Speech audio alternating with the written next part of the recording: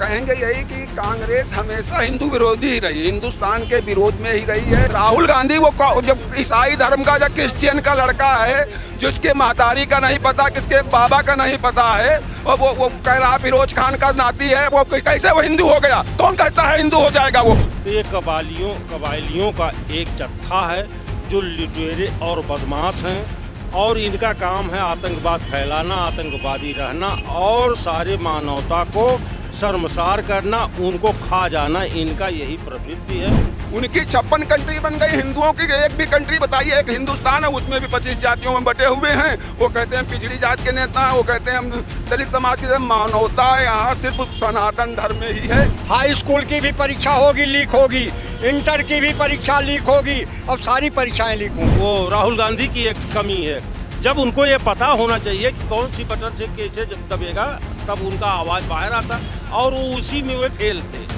नमस्कार, आप देख रहे हैं टीवी 24 और मैं हूं आपके साथ अंकिता शुक्ला। इस समय हम मौजूद है राजधानी लखनऊ के दारुल सफा में, जहां आपको बता दें कि आज हम बात करेंगे राहुल गांधी के हिंदू बयान पर जो उन्होंने लोकसभा में दिया है, जिसके बाद लगातार उन पे टिप्पणियां की जा रही है कि वो हिंदू को, सनातन धर्म को यूं तंज नहीं कर सकते, और वो हिंदू विरोधी जो बयानबाजी कर रहे हैं लोकसभा में बैठ के, वो नहीं कर सकते। आपको बता दें कि विगत सोमवार को राहुल गांधी ने जब नेता प्रतिपक्ष के तौर पर लोकसभा में राष्ट्रपति के अभिभाषण का जवाब दिया, तो उन्होंने ये कह दिया कि भाजपा पूरा हिंदू विरोधी है, वो सनातनी नहीं है, साथ ही आरएसएस जो है वो पूरा सनातनी नहीं है।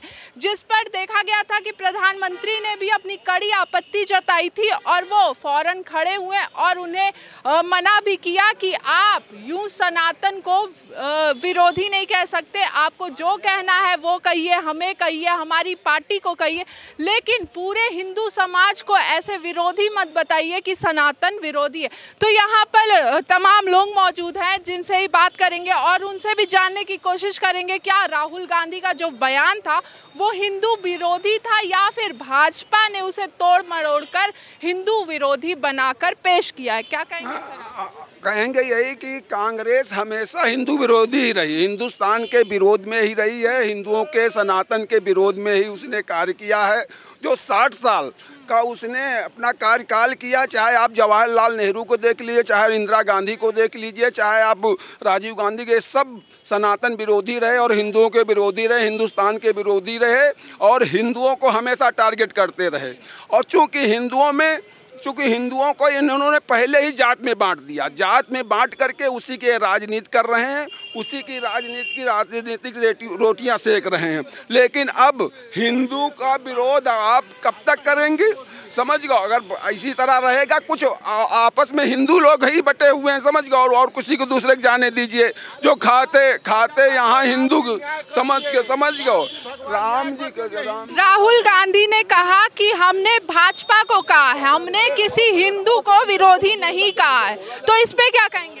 राहुल गांधी वो जब ईसाई धर्म का, जब क्रिश्चियन का लड़का है, जिसके महतारी का नहीं पता, किसके बाबा का नहीं पता है, और वो कह रहा फिरोज खान का नाती है, वो कैसे वो हिंदू हो गया? कौन कहता है हिंदू हो जाएगा वो हिंदू की बात करेगा? जो फिरोज खान का बेटा होगा, जो मुसलमान होगा, वो उसने तो देश को बांट करके आज यहाँ पे लाकर खड़ा कर दिया उसके परिवार ने। 1947 में अगर ऐसा न किया होता तो आज ये स्थिति में हिंदुओं की स्थिति न पहुंची होती। जात में बांट करके, इधर बांट करके, उधर करके, पिछड़े दलित में, सब में बांट करके उन्होंने कार्य किया है, जिसका ये खामियाजा आज हिंदू समाज भुगत रहा है।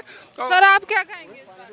देखिए, मेरा मानना ये है कि जो हमारी संसद है वो डिबेट का विषय जो है, स्थान है, जो देश के मुद्दे हैं उनको उठाने का स्थान है। जनता ने उनको जो शक्ति दी है उसका प्रयोग करने का स्थान है, ना कि वहाँ पे इस तरीके से किसी के आस्था के विषय पे सवाल उठा करके जो है करोड़ों लोगों को के हृदय को जो है वो तार तार करने का काम करना चाहिए। जो है ये बहुत संवेदनशील मुद्दा है। इनको जो है विपक्ष के बड़े नेता हैं और जनता ने उनको मौका दिया है, बहुत जो है संवेदनशीलता के साथ अपनी बातों को रखना चाहिए जो है, और उनको जो है समाज के और देश के हित में कार्य करना चाहिए।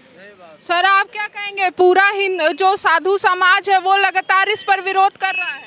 ये एकदम विरोध करता रहेगा और विरोध करना भी चाहिए। हमारा धर्म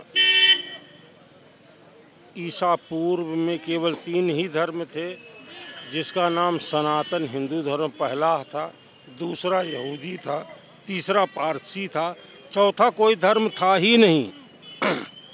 आज जो धर्म छिटपुट दिखाई दे रहे हैं ये धर्म नहीं है, बल्कि अगर देखा जाए तो ये कबायलियों का एक जत्था है जो लुटेरे और बदमाश हैं, और इनका काम है आतंकवाद फैलाना, आतंकवादी रहना और सारे मानवता को शर्मसार करना, उनको खा जाना, इनका यही प्रवृत्ति है।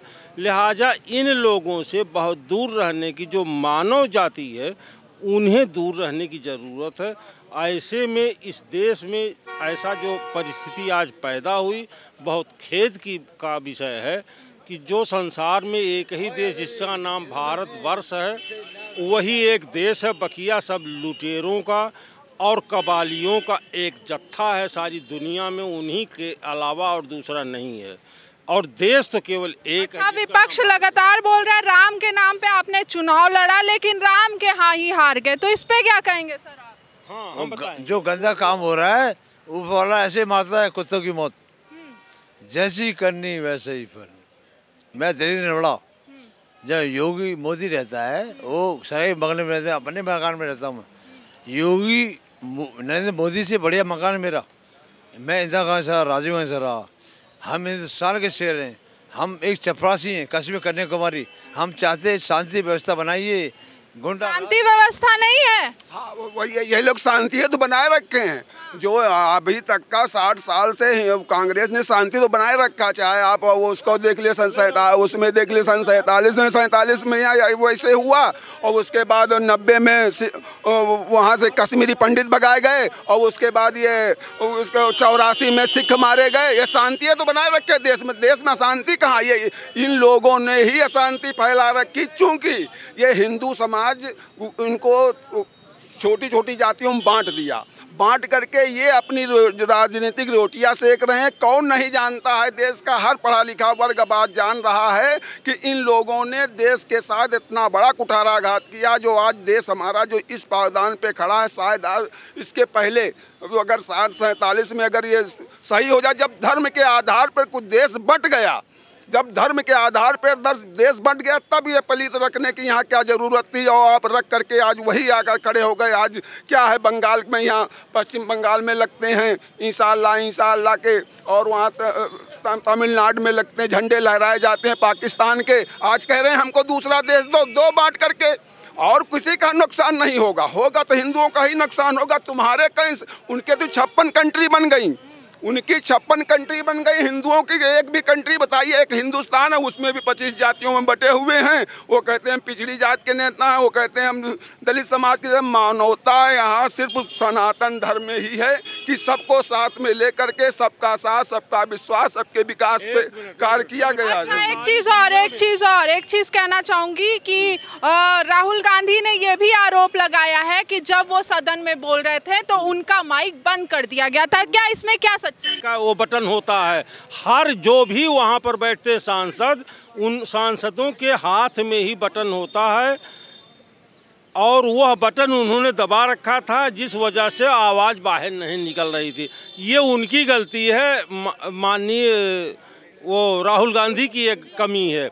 जब उनको ये पता होना चाहिए कि कौन सी बटन से कैसे दबेगा, तब उनका आवाज़ बाहर आता, और उसी में वे फेल थे।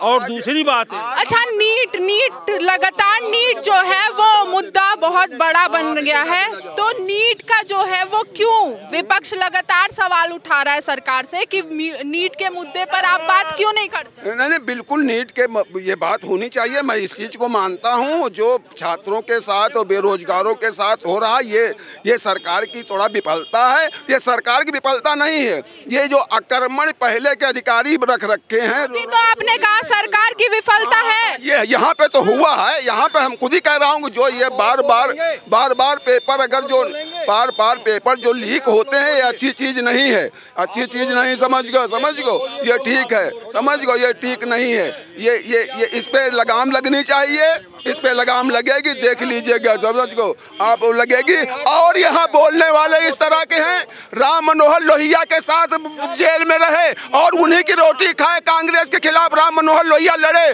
और उन्हीं की पेंशन खा रहे हैं। बोल रहे हैं।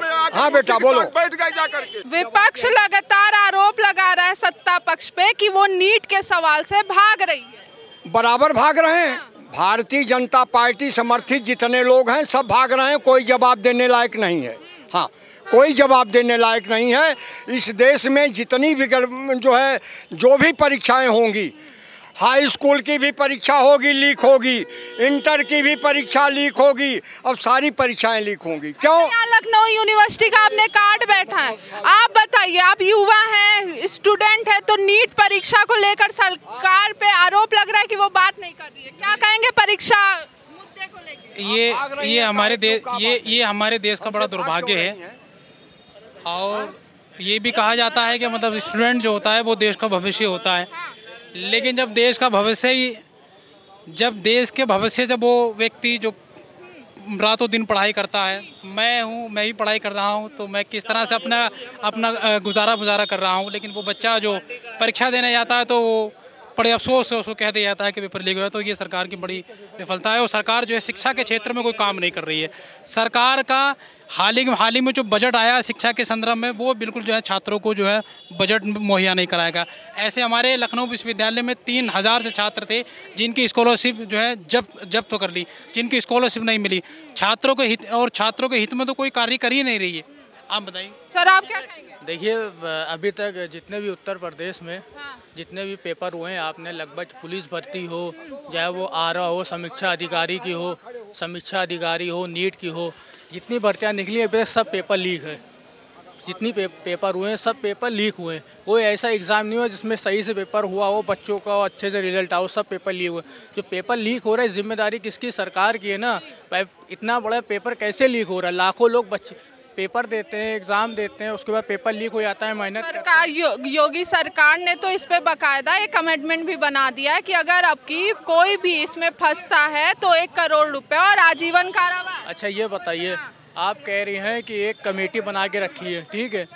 अगर एक पेपर में ये चीज़ हो तो ठीक है, हर पेपर में ये चीज़ होती है ना। पहले पुलिस भर्ती में हुई, समीक्षा अधिकारी में, आरओ वाले में, उसके बाद नीट में हुई। पहले हो गया, लेकिन आज के अब के बाद जो आदेश दिया है साहब ने, बाबा ने, योगी जी ने, उसके बाद में कोई पेपर लीक नहीं होगा और सरकार ये चलेगी। बहुत अच्छी बात कही भैया ने। और जो बेचारे जो बच्चे जिन्होंने जिसे कहते हैं किरायों में पैसा लगाया, जिन्होंने पेपरों में पैसे दिया, उस पैसे का क्या हाल? अच्छी सरकार कौन सी आई है आज तक, ये बताइए। बढ़िया सरकार है, समाजवादी की बढ़िया सरकार रही है। समाजवादी पार्टी में पेपर लीक नहीं होता था मैम? ज्यादा कहाँ हुआ था? कहाँ? समाजवादी में पेपर लीक की बात करते हो? समाजवादी में दंगा हुआ था मुजफ्फरनगर का। दंगा तो अब भी है, अब भी दंगा हुआ है, अब भी दंगा नहीं हुआ था। गोधरा कांड के बारे में क्या मालूम है? आप चले गए। तो आप देख सकते हैं कि जनता का क्या मुद्दा है और वो लगातार सनातन से लेकर नीट परीक्षा मुद्दे पर भी अपने सवाल रख रहा है सरकार से कि वो नीट पर अपनी बात रखे इस बार संसद में और तो और एक बड़ा कानून बनाए कि अब की बार परीक्षा लीक ना हो। और सनातन धर्म पे जो राहुल गांधी ने टिप्पणी की है उसको लेकर भी लोगों में भारी आक्रोश है। तो और क्या कुछ होता है वो भी आपको बताएंगे सिर्फ और सिर्फ TV 24 न्यूज़ पर।